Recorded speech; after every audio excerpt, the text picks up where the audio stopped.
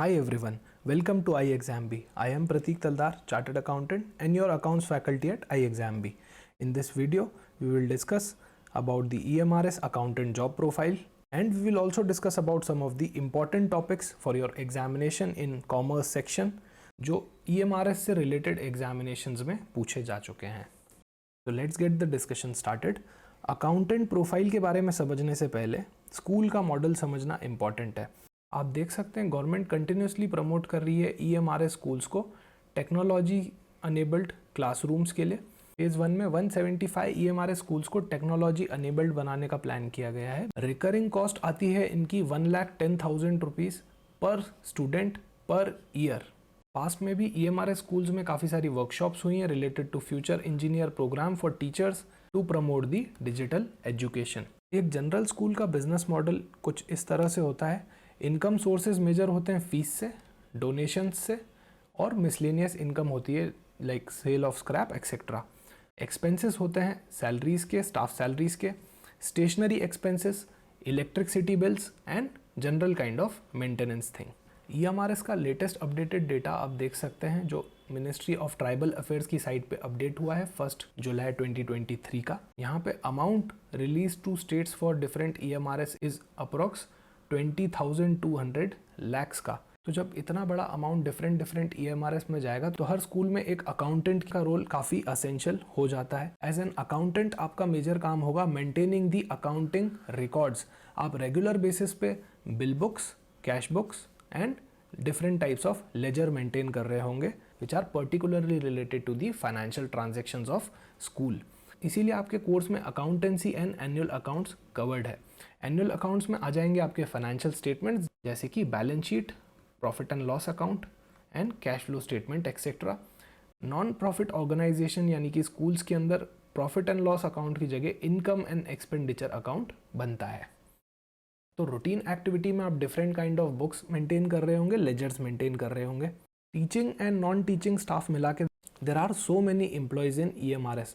उनका आप payroll maintain कर रहे होंगे, उनकी मंथली सैलरी शीट्स बना रहे होंगे. सैलरी शीट्स में सैलरी का बाइफर्केशन होता है जैसे कि basic salary, dearness allowance, HRA component और any other kind of allowances. इनको आप मंथली बेसिस पे वहाँ पे बना रहे होंगे सैलरी शीट्स को.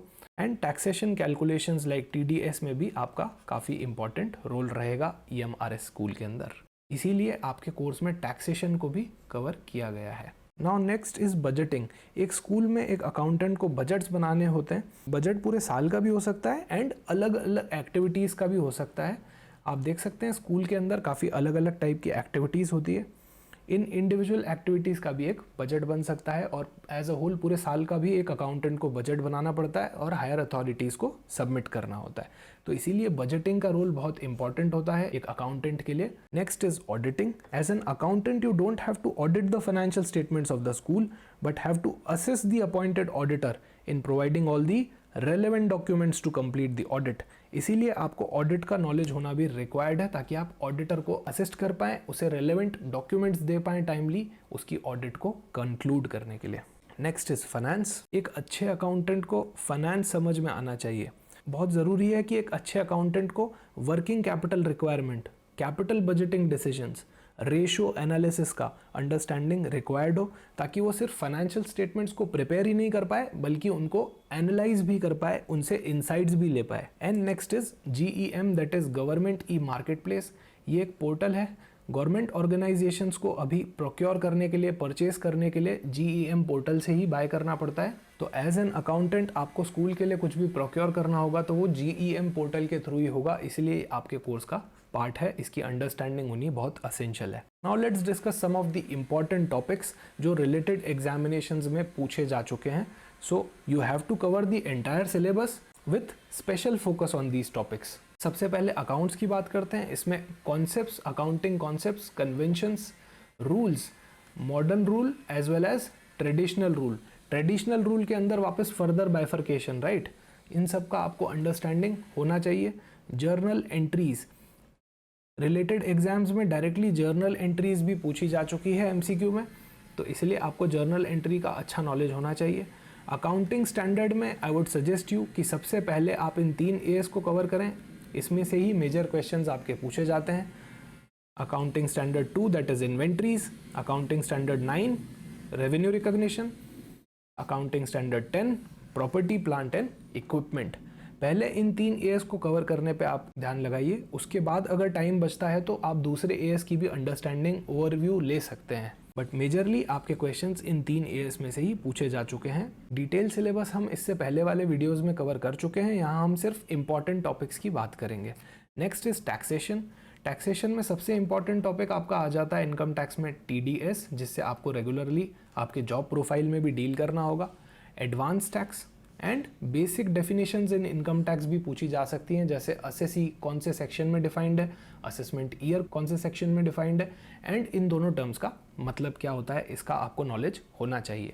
GST पर्सपेक्टिव से रजिस्ट्रेशन रिक्वायरमेंट्स, उनकी limits, different types of returns and things which are outside and inside the scope of GST, इसका आपको नॉलेज होना चाहिए। इन टॉपिक से रिलेटेड भी क्वेश्चंस पूछे जा चुके हैं। Next is auditing. ऑडिटिंग में आपको टाइप्स ऑफ ऑडिट्स यानी कि statutory audit, internal audit, cost audit, इन सब में डिफरेंसेस पता होने चाहिए। Company audit is very essential. इसमें अपॉइंटमेंट रिलेटेड पार्ट,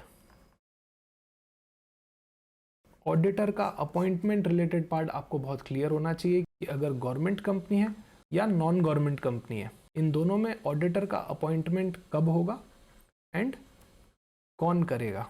इसमें भी फर्स्ट ऑडिटर का अपॉइंटमेंट अलग तरीके से होता है, सब्सीक्वेंट ऑडिटर का अपॉइंटमेंट अलग तरीके से होता है। इसका आपको अच्छा अंडरस्टैंडिंग होना चाहिए। इनसे रिलेटेड क्वेश्चंस भी आपके रिलेटेड एग्जाम्स में पूछे जा चुके हैं। टाइप्स ऑफ ऑडिट रिपोर्ट्स, एक ऑडिटर अपना काम कंक्लूड करने के बाद कितने टाइप की ऑडिट रिपोर्ट्स दे सकता है, उन सब का आपको नॉलेज होना चाहिए।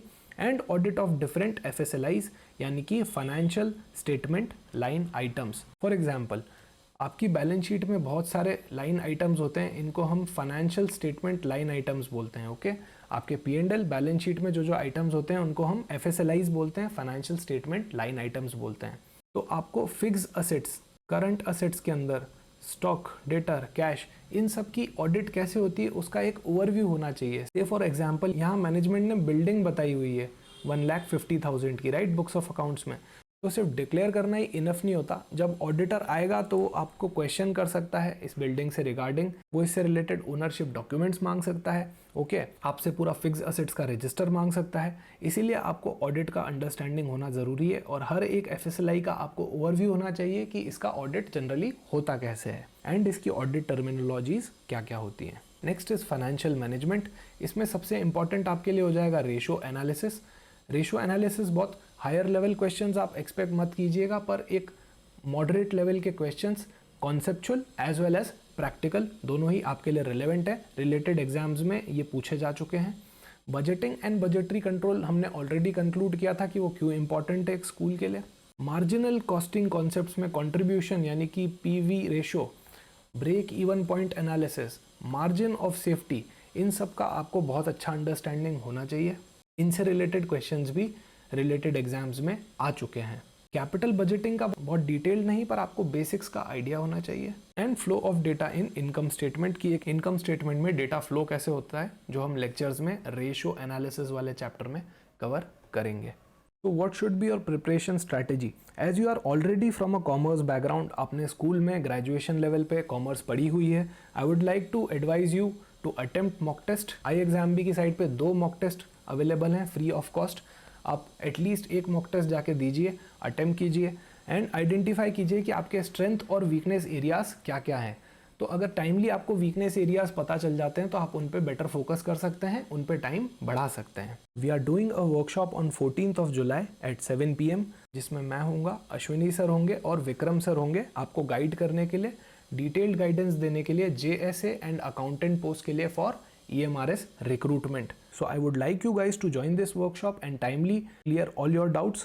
डिस्क्रिप्शन में आपको इस वर्कशॉप का रजिस्ट्रेशन लिंक मिल जाएगा। I would also like to highlight that our EMRS accountant course is available at a discount, जिसमें आपको 10 मॉक टेस्ट मिलेंगे जो आपके एग्जाम से completely related होंगे एंड रेगुलर लाइव क्लासेस भी होंगी। So you can join and prepare 50% faster with iExamB. If you like this content, do hit the like button and do subscribe to our channel. Thank you so much for watching. See you soon.